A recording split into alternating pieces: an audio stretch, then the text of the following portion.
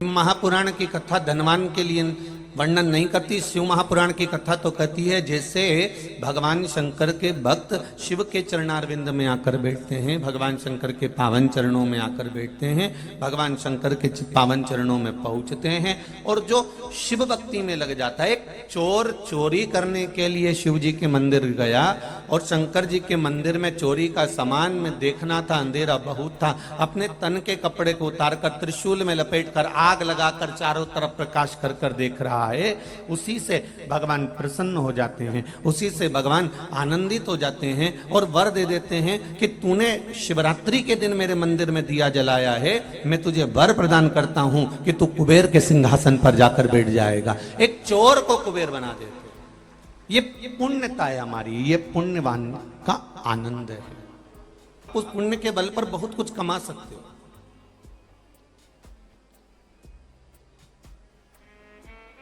शिव महापुराण की कथा कहती है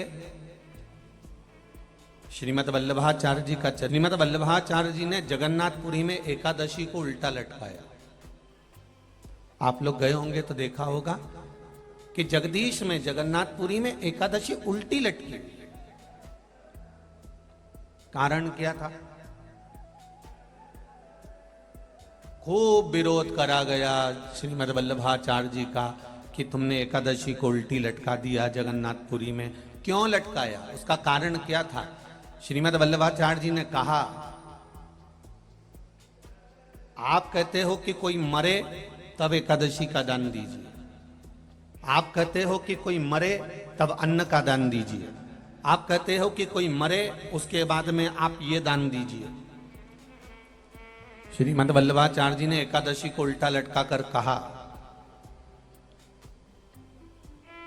कि एकादशी का अगर दान करना है तो पहले एकादशी करो,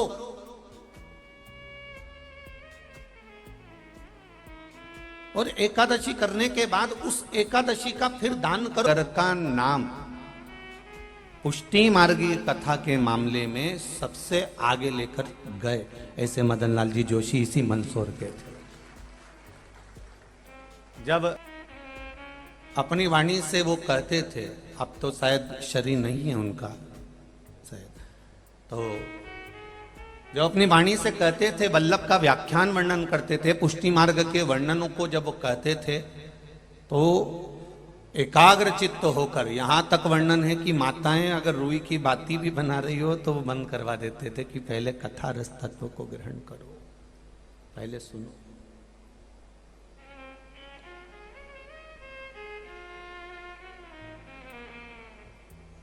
पुष्टि मार्गी व्याख्यानों का जो वर्णन करते थे, पुष्टि मार्गी, ये बक्से बंदे शायद थे, पुष्टि मार्गी व्याख्यानों का जब वर्णन करते थे और उन व्याख्यानों का वर्णन कर कर जब वो कहते थे कि एकादशी जीते जी दीजिए, जीते जी,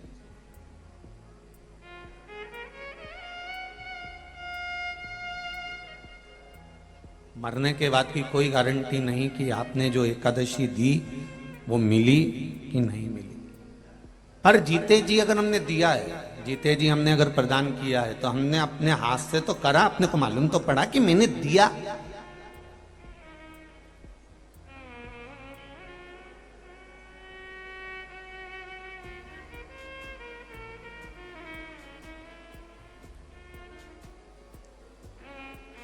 ब्राह्मण देवता ने कहा कि ये मर गए, 12वां हो रहा है, 13वां हो रहा है, एकादशी कितनी किसको देना है? बड़े बेटे ने 5 दे दी, छोटे ने 3 दे दी, बहू ने 4 दे दी, उसने 3 दे दी, एकादशी का दान दे दिया। अब उस जीवात्मा को मिली कि नहीं मिली ये कौन कह सकता है? तो आपने अगर एकादशी का व्रत करा है और आपने अगर एकादशी करी है तो तुरंत हाथ में जल लेकर आपने कह दिया मेरी करी हुई एकादशी में से मैंने 5 एकादशी इस व्यक्ति के लिए जो पलंग पर पड़ा हुआ है, सड़ रहा है, गल रहा है, तकलीफ में भोग रहा है, ऐसे जीव के लिए मैं ये एकादशी दे रहा हूं, मैं ये एकादशी प्रदान कर रहा हूं। अपने हाथों से दे, उसके मरने से पहले उसको जीव को प्रदान कर।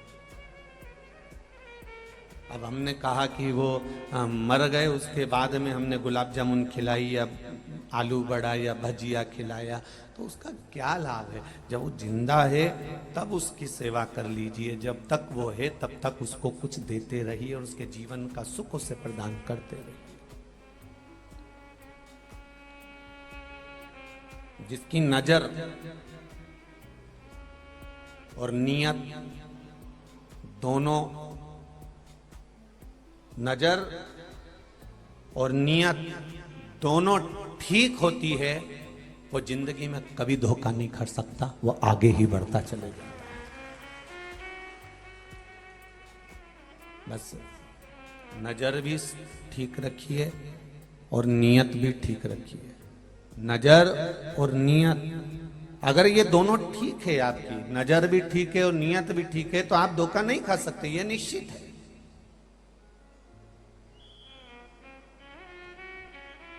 बिंदु प्रेत योनि में क्यों पड़ा? क्योंकि उसकी नजर गलत जगह चली गई थी। देवराज प्रेत योनि में क्यों पड़ा? देवराज अगर मर रहा है, ब्राह्मण होकर कर्म विच्छिन्न हो गया है, तो वो क्यों हुआ? उसका कारण क्या था? क्योंकि वो गलत दृष्टि में पड़ गया।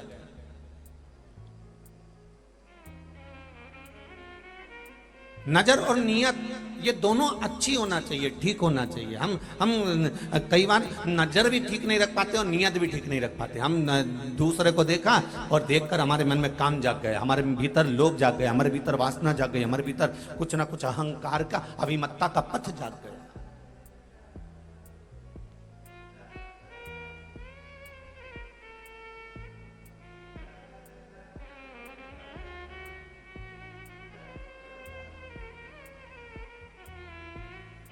अपने भीतर का नजर और नियत ये दोनों ठीक रखने का प्रयास करिए, और जब आप प्रयास करेंगे तो ये निश्चित है कि आप मंजिल तक पहुंच जाएंगे। आपको गलत जगह, मंदोदरी की कथा कर रही है, मंदोदरी शिव महापुराण की कथा मंदसौर की धरा से चल रही है, वो कथा का वृतांत आप श्रवण करिए कि जो एक अप्सरा थी और अप्सरा बनकर शिवजी के पास में गई और भगवान शंकर के नजदीक में जाकर उसने देखा कि शिव तत्व इतने सुंदर हैं, शंकर कितने सुंदर हैं, कर्पूर गौरम कर्णावतारम।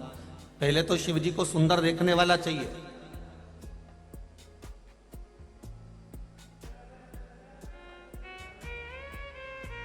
पहले शंकर भगवान को सुंदर देखने वाला चाहिए।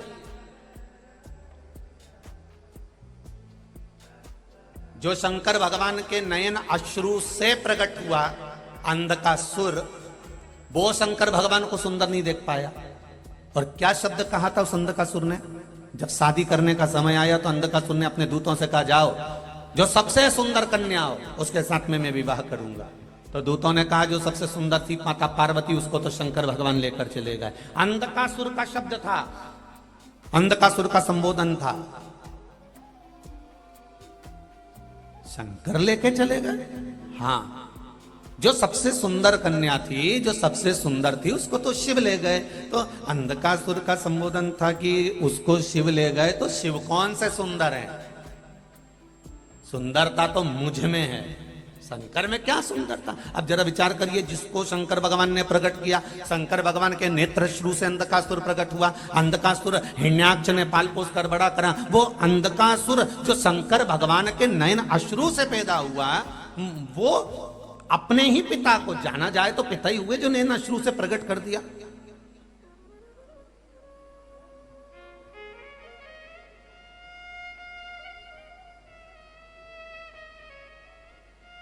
कि संसार की जितनी नारी होती है, स्त्रियां होती हैं, माताएं होती हैं, वो कभी अपने पति की तारीफ खुलकर नहीं करती। जब भी कहेंगी तो एक बात जरूर कहेंगी, उसको देख लो, एक उसका पति है, तुम्हारे दोस्त को देख लो कितना विद्वान है, और तुम एक देखो, जब घर में बैठे रहते हो ये करना वो करना, बस सोचते रहते हो, और वो देखो कितना आगे बढ़ते जा रहा। दूसरे की तारीफ करते देखा, पर अपने पति की कि हाँ, जितने आपके अंतर्गत बल है और आपने जो करा वो श्रेष्ठ है, उसमें कोई गलत नहीं है। दुनिया नहीं कर सकती जो आप कर सकते हो, ये बल आप दे सकते हो, ये बल आप प्रदान कर सकते हो।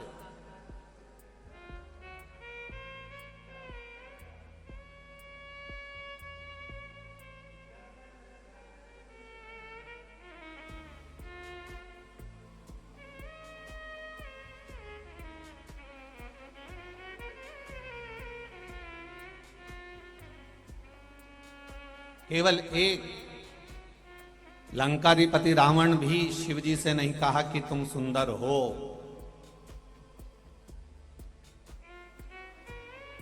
यहां स्वयं अंधकासुर कह रहा है कि मैं सुंदर हूं, शिव कहां इतने सुंदर है, उसको पार्वती को मैं अपना बनाऊंगा।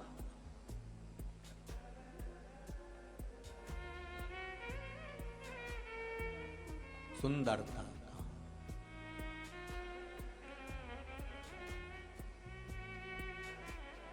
बहुत कम लोग होंगे जो सुंदरता देख पाएंगे। पहले तो शंकर भगवान की सुंदरता देखने वाला चाहिए। इतनी भीड़ अपार जन समुदाय आप कथा सुनने के लिए आए हो, रोज समिति टेंट बढ़ाती है और रोज उस टेंट को आप भर देते हो। आपके भीतर ये भाव है कि शंकर भगवान की कथा बड़ी सुंदर है, ये आपके भीतर भाव है कि शिव की कथा सुंदर है, और ये सोचकर आप शिव महापुराण की कथा में जाकर बैठते हो। इसलिए मेरा भोलेनाथ आपको भी सुंदर बना देता है, सत्यम बना देता है, शिवम बना देता है।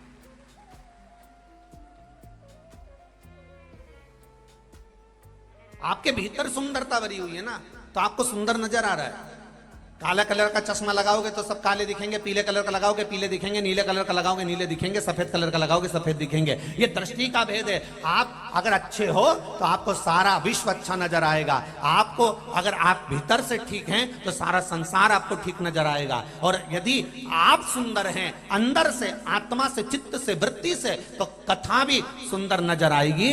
आप अच्छा छाट लेंगे, अच्छा निकाल लेंगे। कि गुरु जी ने ब्रह्मा जी का चरित्र श्रवण कराया और सुंदर कर्मनाशा नदी का वृतांत श्रवण कराया, भगवान ब्रह्मा जी का अर्धनारीश्वर स्वरूप वर्णन किया, भगवान शंकर का ये स्वरूप वर्णन करा, गौ माता का चरित्र श्रवण कराया, ये चरित्र श्रवण कराया। आप अच्छे हो तो आप पूरी कथा में से अच्छाइयां छाटते रहोगे। और अगर आपकी दृष्टि में भेद बढ़ा हुआ है, आपकी दृष्टि में कपट भरा हुआ है, आपकी दृष्टि में बेईमानी भरी हुई है और आपकी नजर ठीक नहीं है, तो दुनिया का कोई भी आकर खड़ा हो जाए आप उसमें बुराई देख ही लोगे, ये निश्चित है। चश्मा जो लगाया होगा वैसा आपको नजर आएगा, ये निश्चितता है।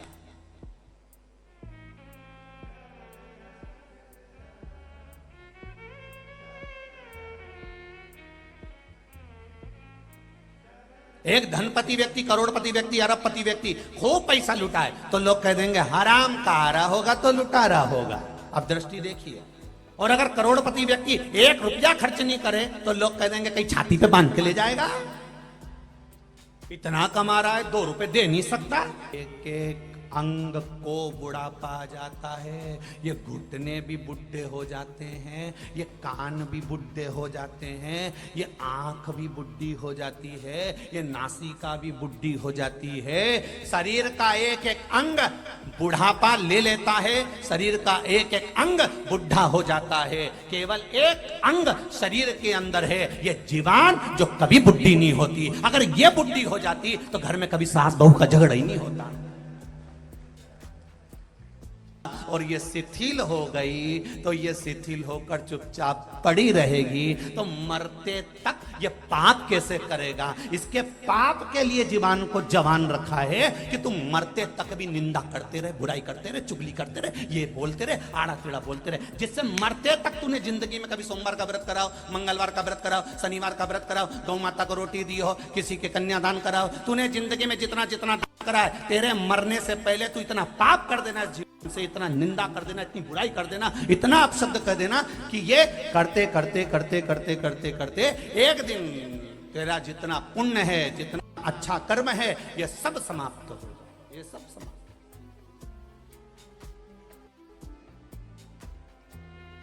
पुण्य, तुम्हारा पुण्य जब, तो ये शरीर का सारा अंग बूढ़ा हो जाता है। बोलो री जी सही है कि गलत है? पूरा शरीर का अंग समाप्त हो जाता है, शरीर का एक एक अंग बूढ़ा हो जाता है पर जीवन नहीं हो पाती। अंत समय प्रभु आना पड़ेगा, वचन दिया तो निभाना पड़ेगा। आए ना आए प्रभु कुटुंब कबीला, अंत समय प्रभु आना पड़ेगा। अंत समय प्रभु आना पड़ेगा। पूरा शरीर पूरा जैसा देखना चाहोगे वैसा दिखेगा। आपको दिखना चालू हो जाएगा। आप देखिए दुनिया की, आप अच्छाई देखने का प्रयास करिए। कितनी सुंदर सृष्टि है भगवान की, कितना सुंदर स्वरूप है भगवान का, कितना आनंद है भगवान का। जरा विचार करिए। उस अप्सरा ने, एक अप्सरा ने जो भगवान की सुंदरता देखी, एक अप्सरा ने भगवान का आनंद सुख, उनकी सुंदरता का व्याख्यान देखा। जरा विचार करिए। शिव तत्व है क्या? शंकर को, भगवान शिव को मेरे ओघड़ दानी की सुंदरता का वर्णन जरा कोई जाने तो कर। भगवान शिव की सुंदरता, भगवान शंकर का आनंद, भगवान शंकर का स्वरूप का आनंद। अच्छी नजर रखो, मेरा शिव सुंदर दिखे। अच्छी नजर। और जब नजर अच्छी होगी तो ये निश्चित है, अगर नजर श्रेष्ठ है तो उसमें निश्चितता है कि भगवान अपने आप आपको सुंदर नजर आने लगे। अपने आप आपको देखने की जरूरत ही नहीं पड़ेगी।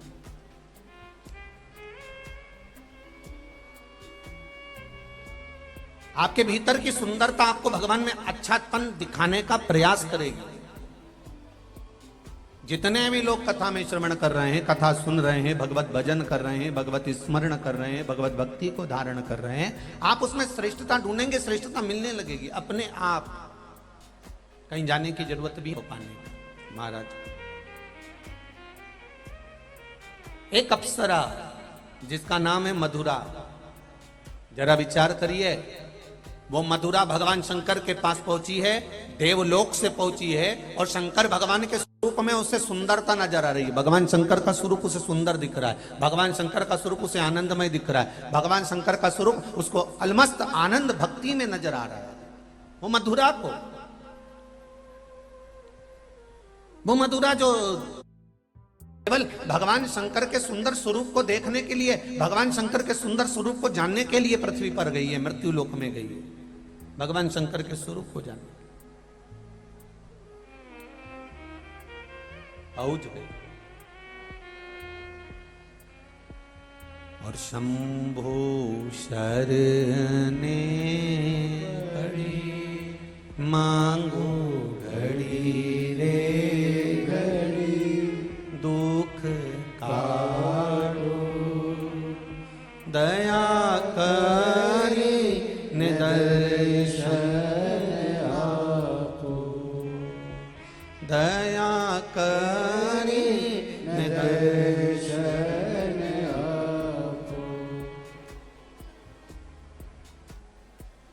तेरे डमरू